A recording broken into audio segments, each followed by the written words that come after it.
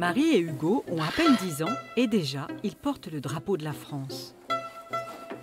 Ça veut dire rendre hommage aux personnes qui sont mortes, penser à eux. On se souvient de la Première Guerre mondiale et de toutes les guerres qui se sont passées. Avec leurs parents, ils ont toujours eu l'habitude d'aller aux commémorations. Et à l'école, ces cérémonies sont au programme. Alors les enfants, vous savez que mardi prochain, vous n'aurez pas école.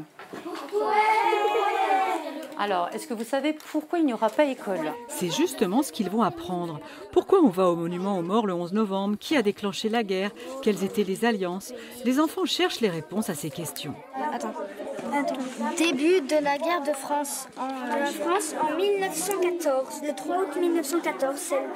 Pour ensuite les retransmettre. Le nombre de soldats français morts, 1,4 million. Soldats blessés, 6 millions. Civils morts, 6,6 millions. Le 11 novembre, comme dans d'autres communes, le maire invite les enfants de l'école à participer à la commémoration. Hugo et Marie porteront le drapeau. Et avec ce cours, cela prend tout son sens. On a expliqué l'importance de se souvenir de ce qui a été vécu par ces personnes avant nous. Je pense que ils peuvent avoir une certaine fierté quand même d'y aller et puis de comprendre en fait chaque élément de la cérémonie. Il faut bien chercher pour apercevoir Marie et Hugo parmi tous ces adultes. Un monde qui n'effraie pas ses enfants. On apprend l'histoire. Et on peut en même temps faire les gestes, on peut en même temps porter le drapeau. Drapeau. Qui va nous remplacer d'ici quelques années? On devient vieux. Et qui va être la relève? Et je pense que ça va être ces jeunes-là. Et ces jeunes-là, quand ils auront 17-18 ans, ils vont nous remplacer.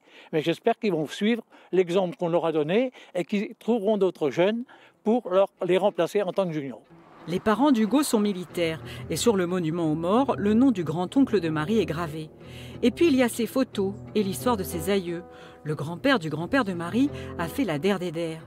Sa famille lui a raconté son histoire. C'est aussi pour cela qu'elle porte le drapeau.